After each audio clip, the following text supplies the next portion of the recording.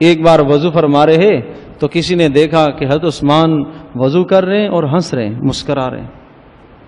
آدمی کوئی ہے نہیں، کوئی بات کرنے والا ہے نہیں کہ جس کے سامنے آدمی ہنسے.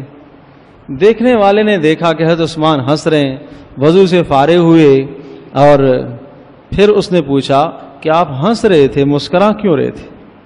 کہا میں نے رسول اکرم صلی اللہ علیہ وسلم کو ایک مرتبہ اسی طرح سے وضو کے دوران مسکراتے دیکھا، اس لیے ایسا کر رہا. اتباع کا یہ حال تھا. ایک بار مسجد میں تشریف فرما تھے اور گھر سے گوشت منگوایا، مسجد میں ہی تناول فرمایا، کھایا، اور پھر کھانے کے بعد کلی کی اور نماز کے لیے کھڑے ہو گئے.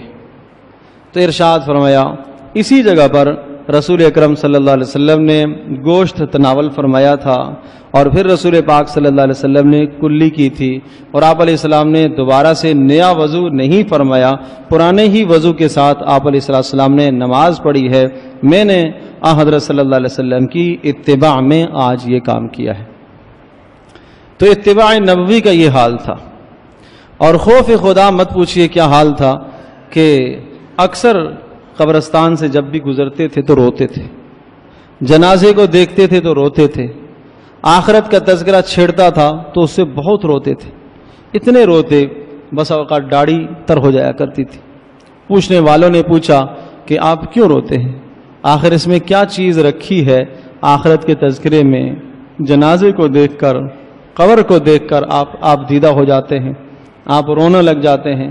تو ارشاد فرمایا کرتے تھے کہ میں نے رسول پاک صلی اللہ علیہ وسلم کو یہ ارشاد فرماتے ہوئے سنا ہے کہ جنت، یہ قبر یا تو جنت کے باغوں میں سے ایک باغ ہے یا جہنم کے گھڑوں میں سے ایک گھڑا ہے.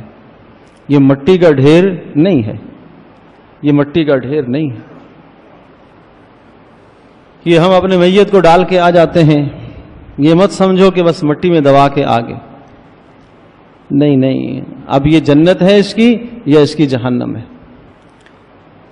اگر یہ نیک ہے، صالح ہے، اچھا ہے، نیک اعمال کرنے والا ہے، تو یہی جو مٹی کا ڈھیر ہمیں دکھائی دیتا ہے حقیقت میں اس کے لیے یہ جنت ہے. اور اگر یہ بد ہے، برا ہے، تو یہی جو مٹی کا ڈھیر ہمیں دکھائی دیتا ہے یہی اس کی جہنم ہے. اندر آگ جل رہی ہے، آپ کھل کے دیکھیں آپ کو نظر نہیں آئے گا، اس لیے کہ عالم برزخ ہے. برزخی زندگی کے احوال ہمیں دکھائی نہیں دیتے. اور کیوں نہیں دکھائی دیتے؟ اس لیے کہ رسول پاک صلی اللہ علیہ وسلم نے ارشاد فرمایا کہ اللہ پاک سے دعا کی ہے کہ اللہ پاک اس معاملے کو تمہارے سے مخفی رکھے. اور اگر مجھے یہ ڈر نہ ہوتا کہ تم مردوں کو دفن کرنا چھوڑ دو گے تو میں اللہ پاک سے یہ دعا مانگتا کہ اللہ پاک آپ کو قبر کے احوال دکھاتا کہ کیا ہوتا ہے. والذی نفسی بیدی لو تعلمون ما اعلم لضحکتم قلیلا ولبکیتم کثیرا. اللہ پاک کی قسم جس کے قبضے میں میری جان ہے، قبر کے احوال جو میں جانتا ہوں اگر تمہیں پتہ چل جائیں، لضحکتم قلیلا، تمہارا ہنسنا ختم ہو جائے، ولبکیتم کثیرا، اور تم رونے لگ جاؤ، ولخرجتم الی الصعدات تجأرون الی اللہ، اور تم جنگلوں کو نکل جاؤ اللہ پاک کی پناہ مانگتے ہوئے، اللہ کو راضی کرنے کے لیے. وما تلذذتم بالنساء علی الفرشاس، اور تم نرم اور گداز بستروں کو چھوڑ دو اور تم اپنی بیویوں سے لطف اندوز ہونا چھوڑ دو. اگر وہ احوال جو قبر کے مجھے معلوم ہیں اگر تمہیں پتہ چل جائے تو تمہاری یہ کیفیت بن جائے، تم برداشت نہ کر سکو. حضرت صلی اللہ علیہ وسلم کے ان ارشادات کے بعد، اس لیے کہ ان ارشادات پر ان لوگوں کا ایمان تھا، ان فرمانوں پر ان کا ایمان تھا، ان اقوال پر ان کا ایمان تھا. نبی علیہ السلام نے ارشاد فرمایا، آپ علیہ السلام کے فرمان کو دیکھنے سے زیادہ یقین رکھنے والے تھے، دیکھنے سے زیادہ. وہ اپنی نظروں کے، اپنی آنکھوں کے مشاہدات کو جھٹلا دیتے تھے. نبی علیہ السلام کے ارشاد کے مقابلے میں ان کی زبان سے جو نکلی ہوئی بات تھی اس بات پر وہ یقین تھا جو دیکھی چیز پر یقین نہیں کرتے تھے. اللہ کے نبی نے بتایا یہ زیادہ حق ہے، ہمیں جو نظر آ رہا وہ غلط ہے. اللہ کے نبی نے جو فرمایا وہ حق ہے، وہ سچ ہے۔ تو یہ خوف کا حال تھا۔ میرے عزیز دوستوں اور بزرگوں، آج ہم میں سے ہر آدمی کی ضرورت ہے کہ ہم بھی اپنی آخرت کو یاد کریں۔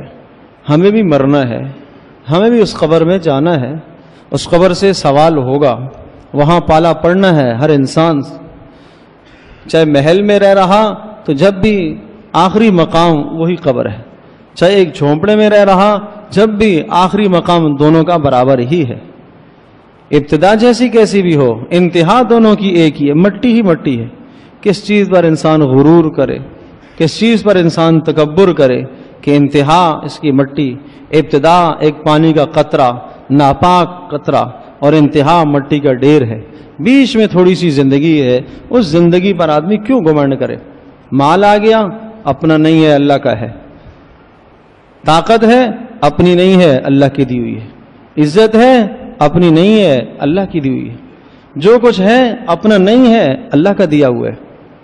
سلیمان علیہ السلام کو اللہ نے حکومت دی، اقرار کروایا، یہ کہو ھذا من فضل ربی، یہ میرے اللہ کا فضل ہے، یہ میرا کچھ نہیں۔ قارون تھا، اس نے یہ کہا کہ یہ سب کچھ میرا ہے۔ قال انما اوتیتہ علی علم عندی، یہ سب میرا ہے۔ جب اس نے میرا ہے یہ کہا، اسی میرے کے اندر ہی دھنستا ہوا زمین میں چلا گیا۔ اس بات نے، اس بول نے اس کو ایسا ہلاک کر دیا اور پکڑ لیا۔ فرعون نے کہا لی ملک مصر وہذہ الانہار، ارے صاحب ملک مصر میری سلطنت ہے، یہ نہریں یہ میرے حکم سے چلتی ہیں، یہ دریا یہ میرے حکم سے چلتا ہے۔ وہی دریا جس کو کہتا تھا میرے حکم سے چلتا ہے، وہی اس کی ہلاکت کا ذریعہ بنا۔ ویڈیو کے نیچے سبسکرائب کے بٹن پہ کلک کریں، بیل کے آئیکن پہ کلک کیجئے تاکہ ہر نئی ویڈیو کی نوٹیفیکیشن آپ کو مل جائے۔